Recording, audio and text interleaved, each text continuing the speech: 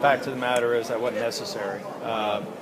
Representative Wainwright's vote is not material to the outcome, and in fact, you all probably are not aware of this, but we would not have taken up this bill if Representative Womble's absence was material to it. Representative Killian and Representative Martin passed a bill last year that would have allowed us to actually take steps to appoint a temporary replacement, and I'd taken a policy that we won't take up any override where Representative Womble's absence would actually be material to the outcome. So it's a good theater in there, but it's in fact not true. That's why we didn't take the steps to either get Representative Killian back or to appoint a replacement, because we've taken the policy that we won't do that while Representative Womble's not there or until a replacement's in his seat. Well, then why do this at 12:45 at night? Because we're moving on. We've got, Governor called us here today. We had people who only heard about this date a couple of weeks ago, and we're moving on. We've got jobs and families back home that we're going back to right now. I don't understand. This passed by the exact total that you needed in order. That's correct. So I don't understand why you're saying that those absences wouldn't have. Because Representative Killian actually pairs against Representative Womble's vote. Representative Womble's absence was not material to the vote out here. Representative Killian is also absent. And we had the statutory authority to appoint a temporary replacement for anybody who's deployed on active duty.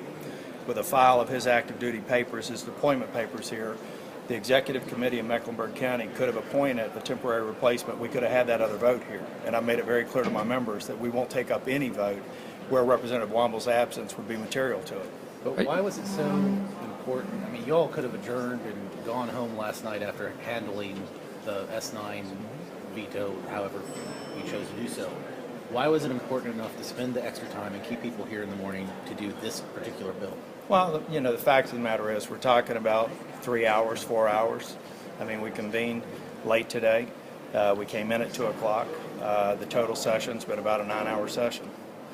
So, you know, there are some people that probably don't like the fact that we're here tonight, but the fact of the matter is we've got it done. We're out of here. We're saving money and going back home. Do you think it's fair to NCAE and its members to do the bill this way? Everybody knows that every veto override that is on the calendar is unfinished business. I've made it very clear from the beginning that unfinished business will be taken up when we have the opportunity to override the vetoes, and that still stands for every other veto that stands on unfinished business. So you expect the public to be here at 1 a.m.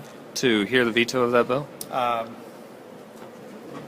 They're welcome. They're probably not here, but everybody should know. The public should know, or any of the vested interest. I think it's disingenuous to say that a number of people would come up.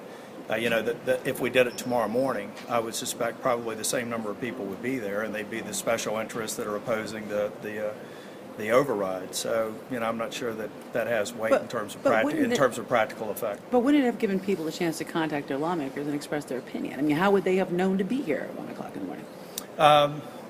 Because for the past 6 months, we have said any veto override on unfinished business is eligible anytime we come into session, and we're true to our word. Should we take by the fact that you did not bring up other bills such as the energy jobs bill and a few other ones that were sort of sitting out there, maybe, right?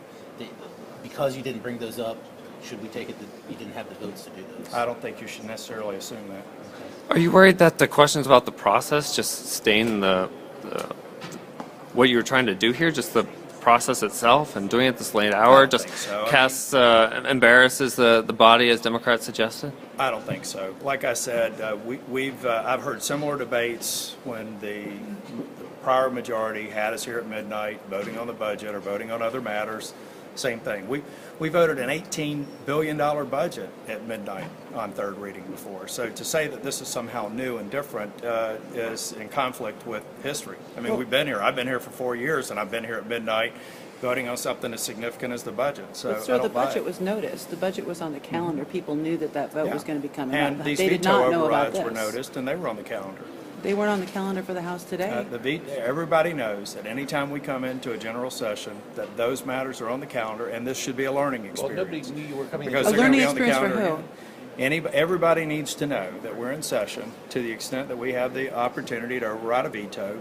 The unfinished business is a part of our calendar. But sir, I don't want to be argumentative, but you said everybody knows anytime you come into a general session.